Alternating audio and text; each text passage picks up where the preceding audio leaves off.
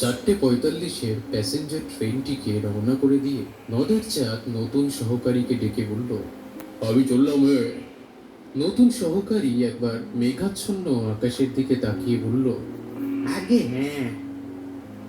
আর বৃষ্টি হবে না, কি বলো?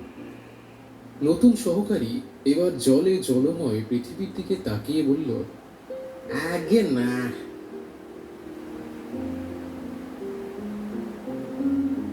নদের চাঁদ লাইন ধরে 1 মাইল দূরে নদীর ওপরে ব্রিজের দিকে হাঁটতে থাকলো। 5 দিন অবিরাম বৃষ্টি হয়ে আজ বিকেলের দিকে বর্ষণ থেমেছে।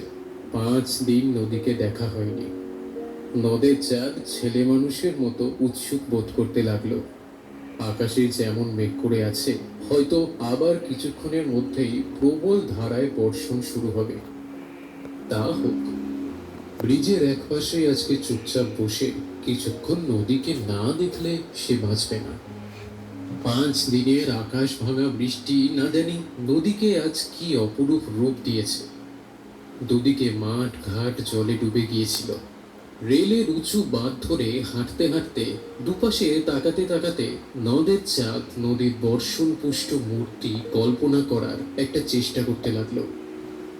30 বছর বয়সে নদীর জন্য নদের চাঁদের এত বেশি মায়া একটু অস্বাভাবিক। কেবল বয়সের জন্য নয়, ছোট হোক তুচ্ছ হোক, সে তো একটা স্টেশনের স্টেশন মাস্টার। দিবারাত্রি মেল প্যাসেঞ্জার আর মালগাড়িগুলি তীব্র বেগে ছোটাছুটি নিয়ন্ত্রণ করার দায়িত্ব যাদের ওপরে, সে তো তাদেরই একজন। নদীর জন্য এমনভাবে পাগল হওয়া কি আর তাকে সাজে? নদের চাঁদ সব বোঝে, নিজেকে কেবল বোঝাতে পারে না। নিজের এই পাগলামিতে যেন আনন্দই উপভোগ করে সে। অস্বাভাবিক হোক, নদীকে এইভাবে ভালোবাসা একটা কৈফিয়ত নদের চাঁদ দিতে পারে। নদীর ধারে তার জন্ম হয়েছে, নদীর ধারে সে মানুষ হয়েছে, চিরদিন সে নদীকেই ভালোবেসেছে। দেশের নদীটি তার হয়তো এই নদীর মতো এত বড় ছিল না, কিন্তু শৈশবে কৈশোরে এবং তার প্রথম যৌবনে বড় ছোটের হিসেব কে করে? দেশের সেই ক্ষীণস্রোতা নির্জীব নদীটি অসুস্থ দুর্বল আত্মীয়র মতোই তার মমতা পেয়েছিল।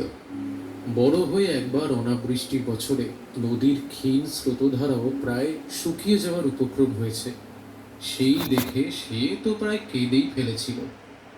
দুরারোগ্য ব্যাধিতে ভুগতে ভুগতে পরমাত্মীয় মরে যাওয়ার উপক্রম হলে মানুষেরা যেরকম কাঁদে। ব্রিজের কাছাকাছি এসে প্রথমবার নদীর দিকে তাকিয়ে নদের চাঁদ স্তম্ভিত হয়ে গেল। 5 দিন আগেও বর্ষার জলে পরিপুষ্ট নদীর পঙ্কিল জলস্রোতে সে চাঞ্চল্য দেখে গেছে, কিন্তু সেই চাঞ্চল্য যেন ছিল পরিপূর্ণতার আনন্দের প্রকাশ। আজ যেন সেই নদী ক্ষেপে গেছে। গাঢ়তর পঙ্কিল জল ফুলে ফেপে হেনোচ্ছ্বসিত হয়ে ছুটে চলেছে। এতক্ষণ নদের চাঁদ একটা সংকীর্ণ ক্ষীণস্রোতা নদীর কথা ভেবেছিল। তার 4 বছরের চেনা এই নদীর মূর্তিকে তাই যেন আরো বেশি ভয়ঙ্কর, আরো বেশি অপরিচিত মনে হচ্ছে তার। ব্রিজের মাঝামাঝি ইট সুরকি আর সিমেন্টে গাঁথা ধারক স্তম্ভের শেষ প্রান্তে বসে সে প্রতিদিন দেখে। আজও সে সেইখানেই গিয়ে বসল। নদীর স্রোত ব্রিজের এই দিকে ধারক স্তম্ভগুলিতে বাধা পেয়ে পেনিল আবর্ত রচনা করছে। এত উঁচুতে জল উঠে আসছে যে মনে হচ্ছে ইচ্ছে করলে বুঝি হাত বাড়িয়ে স্পর্শ করা যায়। নদের চাঁদে খুব মজা হতে লাগলো। পকেট খুঁজে পুরাতন একটা চিঠি বের করে সেই স্রোতের মধ্যে ছুঁড়ে দিল। চোখের পলকে কোথায় যে অদৃশ্য হয়ে গেল চিঠিখানা। উন্মত্ততার জন্যই জলপ্রবাহকে আজ তার জীবন্ত মনে হচ্ছিল। তার সঙ্গে খেলায় যোগ দিয়ে চিঠিখানা যেন তাড়াতাড়ি লুকিয়ে ফেলেছিল। 2 দিন ধরে বাইরে অবিরাম বর্ষণের সঙ্গে সুর মিলিয়ে নদের চাঁদ বউকে প্রাণপণে একখানা 5 পৃষ্ঠাব্যাপী বিরহ বেদনাপূর্ণ চিঠি লিখেছে। চিঠি পকেটেই ছিল। একটু মায়া হলো তার, কিন্তু নদীর সঙ্গে খেলা করার লোভ সামলাতে পারল না।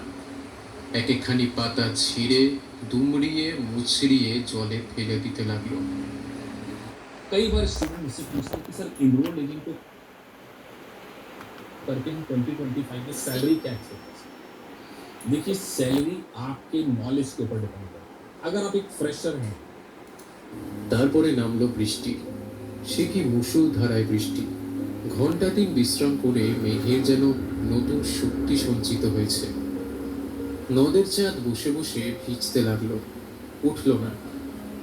নদী হতে একটা অশ্রুতপূর্ব শব্দ উঠছিল, তার সঙ্গে বৃষ্টির ঝম ঝম শব্দ মিশে হঠাৎই এমন একটা সংগত সৃষ্টি করেছে, নদের চাঁদের মন থেকে ছেলে মানুষের আনন্দ মিলিয়ে গেল। তার মনে হতে লাগলো এই ভীষণ মধুর শব্দ শুনতে শুনতে সর্বাঙ্গ অবসন্ন হয়ে আসছে। ক্রমে ক্রমে দিনের স্তিমিত আলো মিলিয়ে চারিদিক অন্ধকারে ছেয়ে গেল। বৃষ্টি একবার কিছুক্ষণের জন্য একটু কমিয়ে আবারও প্রবল বেগে বর্ষণ আরম্ভ হলো। ব্রিজের ওপর দিয়ে একটা ট্রেন চলে যাওয়ার শব্দে আকস্মিক আঘাতে ঘুম ভেঙে যাওয়ার মতোই বেদনাদায়ক একটা চেতনা কিছুক্ষণের জন্য নদের চাঁদকে দিশেহারা করে রাখলো। তারপর সে অতি কষ্টে উঠে দাঁড়ালো। বড় ভয় করতে লাগলো নদের চাঁদের। হঠাৎই তার মনে হচ্ছে রোষে ক্ষোভে উন্মত্ত এই নদীর আর্তনাদী জলরাশির কয়েক হাত উঁচুতে এমন নিশ্চিন্ত মনে তার এতক্ষণ বসে থাকা মোটেই উচিত হয়নি। হোক না সে ইট, সুরকি, সিমেন্ট, পাথর, লোহালক করে গড়া একটা ব্রিজ। যে নদী এমনভাবে খেপে যেতে পারে তাকে বিশ্বাস নেই। অন্ধকারে অতি সাবধানে লাইন ধরে হাঁটতে হাঁটতে নদের চাঁদ স্টেশনের দিকে ফিরে গেল। নদীর বিদ্রোহের কারণ সে বুঝতে পেরেছে। ব্রিজটা ভেঙে ভাসিয়ে নিয়ে দুপাশে মানুষের হাতে গড়া বাঁধ চুরমার করে সে স্বাভাবিক গতিতে বয়ে চলার পথ করে নিতে চাইছে। কিন্তু পারবে কি? পারলেও মানুষ কি তাকে রেহাই দেবে? আজ যে ব্রিজ আর বাঁধ সে ভেঙে ফেলবে, কাল মানুষ আবার সেই ব্রিজ আর বাঁধ গড়ে তুলবে। তারপরে এই গভীর প্রশস্ত জলপূর্ণ নদী তার দেশের সেই ক্ষীণস্রোতা নদীতে পরিণত হতে না জানি আর কতদিন সময় লাগবে। স্টেশনের কাছেই নতুন রং করা ব্রিজটির জন্য এতকাল নদের চাঁদ গর্ব অনুভব করেছে। আজ তার মনে হলো কি প্রয়োজন ছিল এই ব্রিজের। বোধহয় এই প্রশ্নের জবাব দেওয়ার জন্যই পিছন থেকে 7 নম্বর ডাউন প্যাসেঞ্জারের ট্রেনটি নদের চাঁদকে পিষিয়ে দিয়ে চলে গেল ছোট্ট স্টেশনটির দিকে। নদের চাঁদ 4 বছর যেখানে স্টেশন মাস্টারি করেছে এবং বন্দি নদীকে ভালোবেসেছে,